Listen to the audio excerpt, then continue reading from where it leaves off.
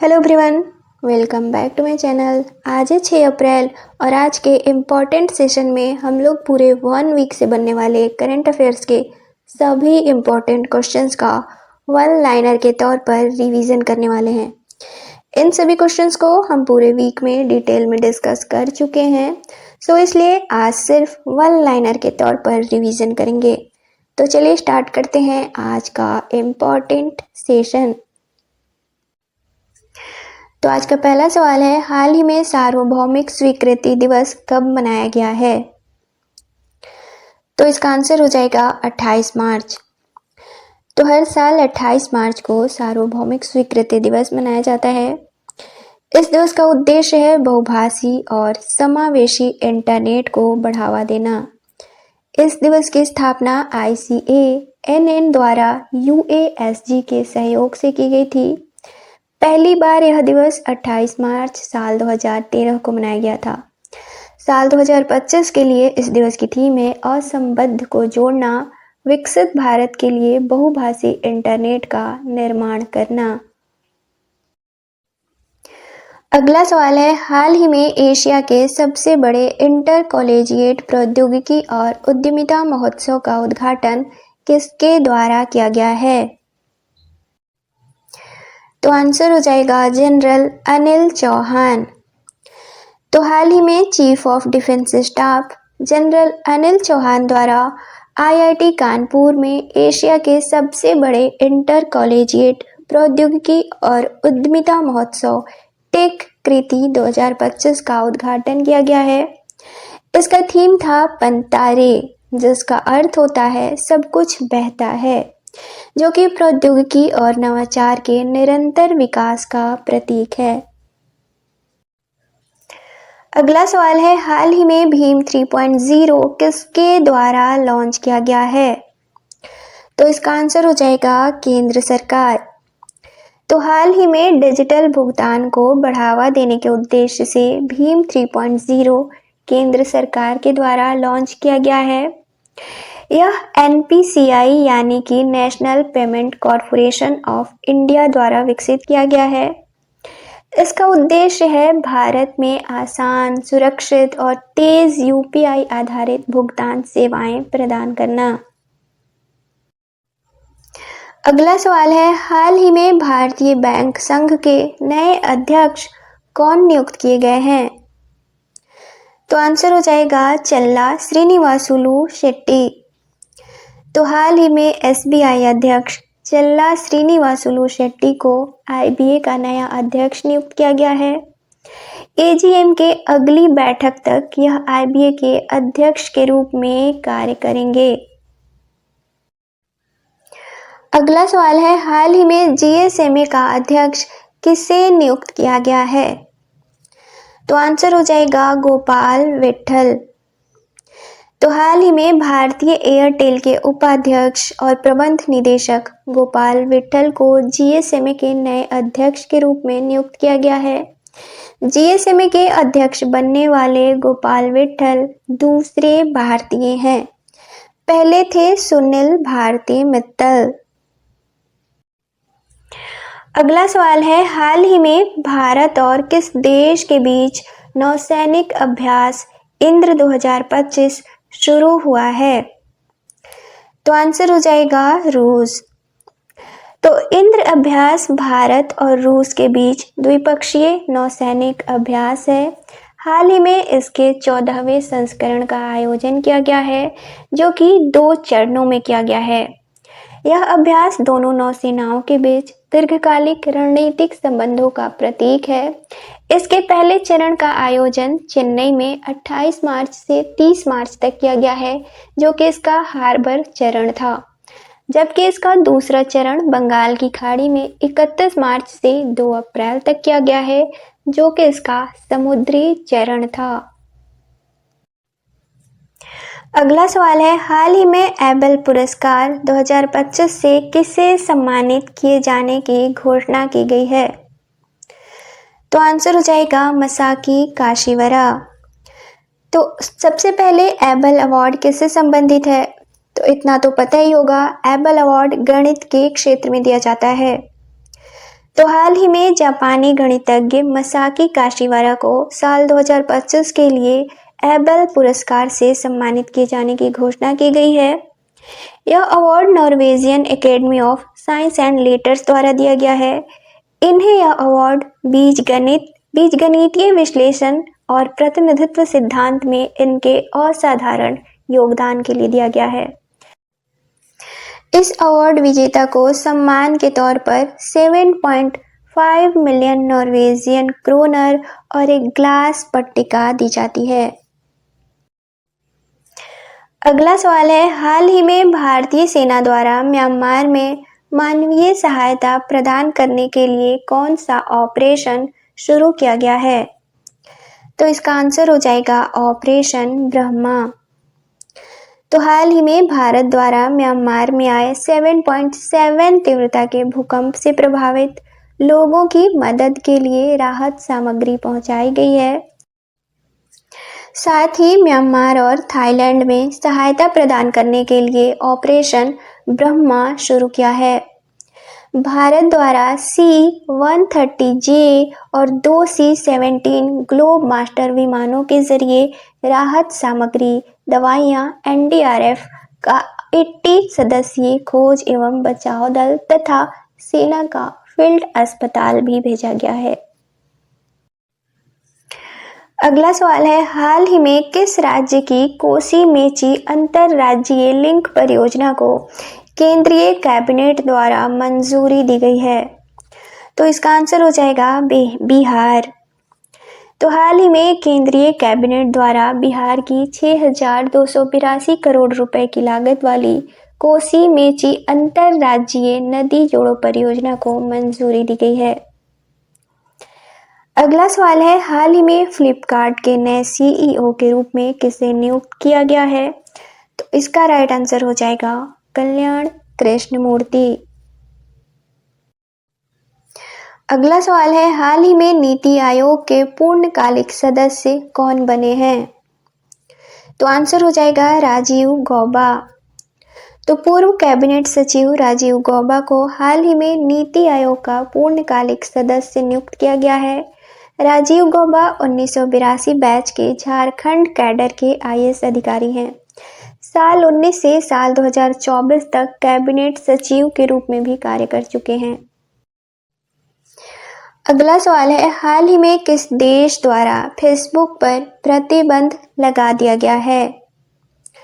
तो आंसर हो जाएगा पापुआ न्यू गिनी। तो हाल ही में पापुआ न्यू गिनी द्वारा फेसबुक को अस्थायी रूप से बंद कर दिया गया है। PNG सरकार ने नफरत फैलाने वाले गलत भाषण, सूचना और स्पष्ट सामग्री से निपटने के उद्देश्य से यह प्रतिबंध लगाया है। अगला सवाल है, हाल ही में केंद्र सरकार द्वारा किस योजना को बंद करने की घोषणा की गई है? तो आंसर हो जाएगा स्वर्ण मौद्रीकरण योजना। तो इसको हम लोग डिटेल में डिस्कस कर चुके थे कि यह सोने के आयात पर देश की निर्भरता को कम करने के उद्देश्य से 15 सितंबर साल 2015 को केंद्र सरकार द्वारा शुरू की गई थी।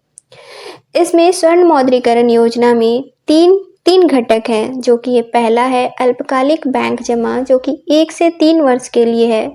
दूसरा था मध्यम अवधि सरकारी जमा जो कि 5 से 7 वर्ष के लिए था। और तीसरा था 12 से 15 वर्ष के लिए दीर्घकालिक सरकारी जमा।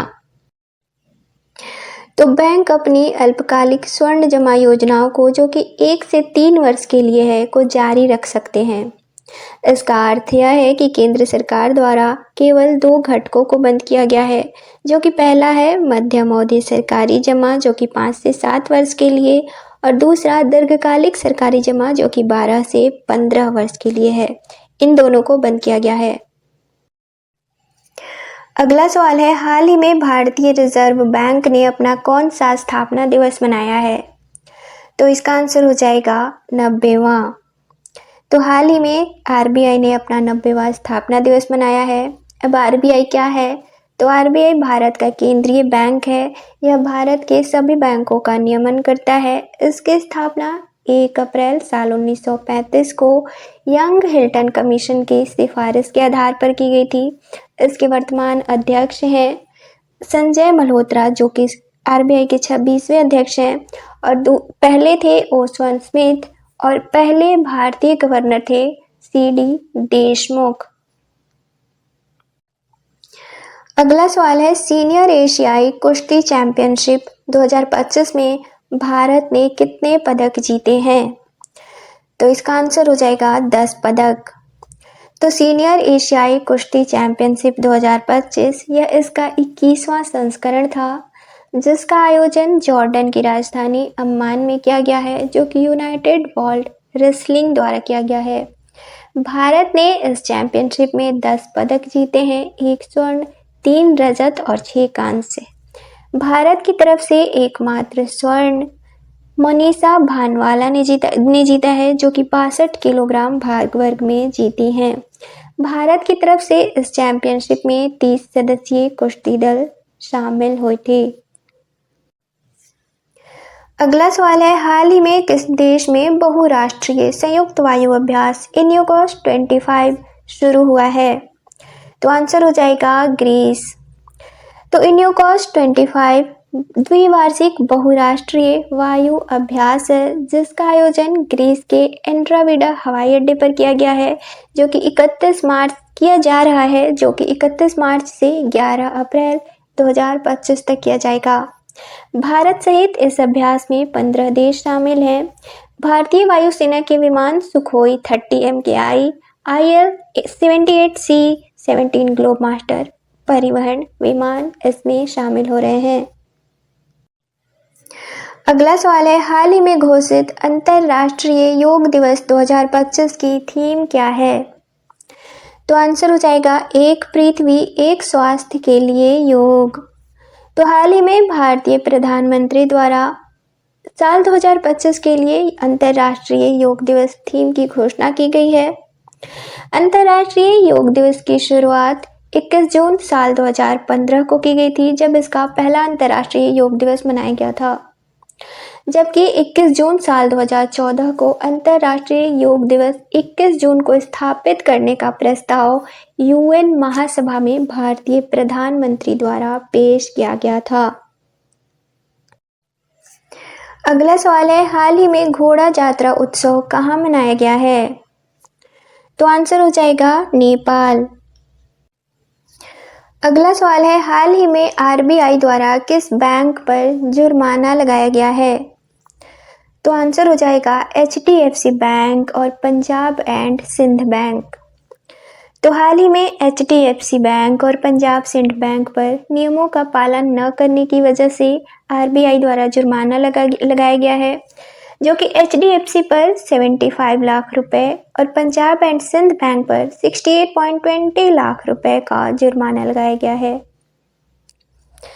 अगला सवाल है, हाल ही में दुनिया का दूसरा सबसे बड़ा चाय निर्यातक देश कौन सा बना है? तो आंसर हो जाएगा भारत, जबकि सबसे बड़ा चाय निर्यातक देश है केन्या। साल 2024 में भारत द्वारा 25.5 करोड़ किलो चाय का निर्यात किया गया है। अगला सवाल है, हाल ही में अभ्यास प्रचंड प्रहार कहाँ आयोजित किया गया है? तो आंसर हो जाएगा अरुणाचल प्रदेश। तो प्रचंड प्रहार संयुक्त त्रिसेवा अभ्यास है, जिसका हाल ही में 25 से 27 मार्च 2025 तक अरुणाचल प्रदेश में आयोजन किया गया है। इस अभ्यास का उद्देश्य है तीनों सेनाओं में निगरानी, कमान और नियंत्रण तथा सटीक मारक क्षमता के लिए पूर्ण एकीकृत दृष्टिकोण को प्रमाणित करना। अगला सवाल है, हाल ही में केंद्रीय जांच ब्यूरो का कौन सा स्थापना दिवस मनाया गया है? तो आंसर हो जाएगा 62वां। तो हर साल 1 अप्रैल को सीबीआई का स्थापना दिवस मनाया जाता है। इसकी स्थापना 1 अप्रैल 1963 को माना जाता है। सीबीआई का आदर्श वाक्य है उद्यम, निष्पक्षता तथा अखंडता, और सीबीआई के वर्तमान निदेशक हैं प्रवीण सूद। अगला सवाल है, हाल ही में विश्व ऑटिज्म जागरूकता दिवस कब मनाया गया है? तो आंसर हो जाएगा 2 अप्रैल। हर साल 2 अप्रैल को विश्व ऑटिज्म जागरूकता दिवस के रूप में मनाया जाता है। इस दिवस का उद्देश्य है ऑटिज्म के बारे में जागरूकता बढ़ाना और इस स्थिति से पीड़ित लोगों के अधिकारों पर चर्चा करना। इसकी शुरुआत साल 2007 में UNGA द्वारा की गई थी, यानी कि संयुक्त राष्ट्र महासभा। साल 2025 के लिए इस दिवस की थीम है न्यूरो डाइवर्सिटी को आगे बढ़ाना और संयुक्त राष्ट्र सतत विकास लक्ष्य। अगला सवाल है, हाल ही में प्रधानमंत्री की निजी सचिव कौन नियुक्त की गई हैं? तो आंसर हो जाएगा निधि तिवारी। हाल ही में प्रधानमंत्री की निजी सचिव निधि तिवारी को नियुक्त किया गया है। इनकी नियुक्ति सह अवधि के आधार पर की गई है। अब सह अवधि क्या होता है? तो सह अवधि ऐसा कार्यकाल होता है जो प्रधानमंत्री का कार्यकाल समाप्त होने या अगले आदेश तक के लिए है। अगला सवाल है, हाल ही में नीति NCAER पोर्टल का शुभारंभ किसके द्वारा किया गया है? तो आंसर हो जाएगा निर्मला सीतारमण। हाल ही में नई दिल्ली में वित्त मंत्री निर्मला सीतारमण द्वारा नीति NCAER राज्य आर्थिक मंच पोर्टल का शुभारंभ किया गया है। राष्ट्रीय अनुप्रयुक्त आर्थिक अनुसंधान परिषद द्वारा नीति आयोग के सहयोग से यह विकसित किया गया है। राज्यों के वित्त के व्यापक भंडार के रूप में भी यह पोर्टल कार्य करता है। साल 1990-91 से 2022-23 तक सामाजिक, आर्थिक और राजकोषीय मापदंडों पर भी डेटा प्रदान करता है। अगला सवाल है, पुरुष हॉकी एशिया कप 2025 का आयोजन कहाँ किया जाएगा? तो आंसर हो जाएगा राजगीर, बिहार। तो पुरुष हॉकी एशिया कप 2025 का आयोजन 29 अगस्त से 7 सितंबर साल 2025 तक राजगीर, बिहार में किया जाएगा। इस एशिया कप में 8 टीमें भाग लेंगी। भारत, कोरिया, जापान, पाकिस्तान, चीन और मलेशिया, जबकि 2 टीमें क्वालिफाइंग टूर्नामेंट AHF कप के माध्यम से अपनी जगह बनाएंगी। इसका आयोजन हॉकी इंडिया द्वारा करवाया जाएगा और हॉकी इंडिया के वर्तमान अध्यक्ष हैं दिलीप तिर्की। अगला सवाल है, वंदना कटारिया का संबंध किस खेल से है? तो आंसर हो जाएगा हॉकी। वंदना कटारिया भारतीय हॉकी टीम की पूर्व कप्तान है, जिन्होंने हाल ही में अपने खेल से संन्यास लेने की घोषणा की है। वंदना कटारिया ने भारत की तरफ से 320 मैच खेले हैं और सर्वाधिक 158 गोल भी किए हैं। अगला सवाल है, हाल ही में मियामी ओपन 2025 का एकल खिताब किसने जीता है? तो आंसर हो जाएगा आर्यना साबालेंका और Jacob Mensik. Aryana Sabalenka Belarus की हैं और जैकब मेंसिक चेक गणराज्य के हैं। जैकब मेंसिक ने ये खिताब सर्बिया के नोवाक जोकोविच को हराकर जीता है, जबकि आर्यना साबालेंका ने यह खिताब जेसिका पेगुला को हराकर जीता है, जो कि अमेरिका की हैं। अगला सवाल है, हाल ही में द्विपक्षीय अभ्यास टाइगर ट्रम्प भारत और किस देश के बीच शुरू हुआ है? तो आंसर हो जाएगा अमेरिका। तो एक्सरसाइज टाइगर ट्रम्प 2025 यह इसका चौथा संस्करण है। यह एक्सरसाइज भारत और अमेरिका के बीच एक द्विपक्षीय त्रिसेवाभ्यास है। हाल ही में INS जलाशय L41 पर लॉन्च किया गया है। यह अभ्यास 2 चरणों में किया जा रहा है। पहला है हार्बर चरण, जो कि 1 से 7 अप्रैल 2025 तक विशाखापट्टनम में किया जा रहा है, और दूसरा है समुद्री चरण, जो कि 8 अप्रैल से 12 अप्रैल 2025 तक काकीनाडा में किया जाएगा। इसका उद्देश्य है HTR अभियानों को प्रभावी ढंग से चलाने के लिए दोनों देशों के सशस्त्र बलों के बीच अंतर संचालनशीलता को बढ़ाना। अगला सवाल है, सरहुल त्योहार किस राज्य से संबंधित है? तो आंसर हो जाएगा झारखंड। तो सरहुल त्योहार झारखंड राज्य का नववर्ष उत्सव है जो कि स्थानीय सरना धर्म के तहत आदिवासी समुदायों द्वारा मनाया जाता है। हिंदू पंचांग के चैत्र महीने में अमावस्या के 3 दिन बाद यह उत्सव मनाया जाता है। यह उत्सव बसंत ऋतु के आगमन का उत्सव भी माना जाता है। अगला सवाल है, हाल ही में राष्ट्रमंडल देशों की पहली अफ्रीकी महिला महासचिव कौन बनी हैं? तो आंसर हो जाएगा शर्ली बोचवे। शर्ली बोचवे पैट्रिसिया स्कॉटलैंड की जगह लेंगी। इनका कार्यकाल 4 वर्ष के लिए है और यह अफ्रीका के घाना देश की रहने वाली हैं। शर्ली बोचवे राष्ट्रमंडल देशों की 7वीं महासचिव के रूप में नियुक्त की गई हैं। अगला सवाल है, हाल ही में सागरमाला कार्यक्रम के कितने वर्ष पूरे हुए हैं? तो इसका आंसर हो जाएगा 10 वर्ष। तो इस कार्यक्रम की शुरुआत साल 2015 में की गई थी। बंदरगाह, जहाजरानी और जलमार्ग मंत्रालय की यह पहल है। भारत की 7,500 किमी तटरेखा, 14,500 किमी संभावित नौगम्य जलमार्गों और प्रमुख अंतरराष्ट्रीय समुद्री व्यापार मार्गों पर रणनीतिक स्थान का उपयोग करके देश में बंदरगाह आधारित विकास में क्रांति लाना लक्ष्य है इस कार्यक्रम का। साल 2047 तक भारत को दुनिया के शीर्ष 5 जहाज निर्माण देशों में से एक बनाना इसका मुख्य उद्देश्य है। अगला सवाल है, हाल ही में भारतीय रिजर्व बैंक की डिप्टी गवर्नर कौन नियुक्त की गई हैं? तो आंसर हो जाएगा पूनम गुप्ता।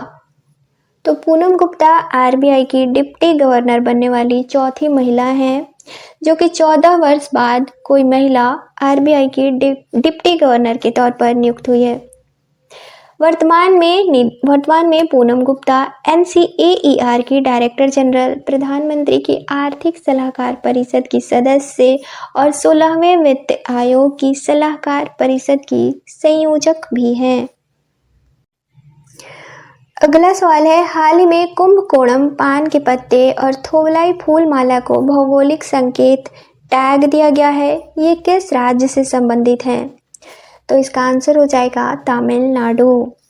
तो हाल ही में तमिलनाडु के तंजावुर जिले के कुंभकोणम पान के पत्ते और कन्याकुमारी जिले के थोवलाई फूल माला को केंद्र सरकार द्वारा जीआई टैग दिया गया है। तमिलनाडु के कुल अब तक 62 उत्पादों को जीआई टैग दिया जा चुका है। अगला और आज के सेशन का लास्ट क्वेश्चन है, हाल ही में छठा बिम्स्टेक शिखर सम्मेलन 2025 कहाँ आयोजित किया गया है? तो इसका आंसर हो जाएगा थाईलैंड। तो छठे बिम्स्टेक शिखर सम्मेलन का आयोजन थाईलैंड की राजधानी बैंकॉक में किया गया है जो कि 4 अप्रैल को किया गया है। इसकी थीम थी बिम्स्टेक समृद्ध, लचीला और खुला। इस सम्मेलन का उद्देश्य था व्यापार, सुरक्षा, कनेक्टिविटी पर क्षेत्रीय सहयोग को बढ़ाना और बैंकॉक विजन 2030 का समर्थन करना।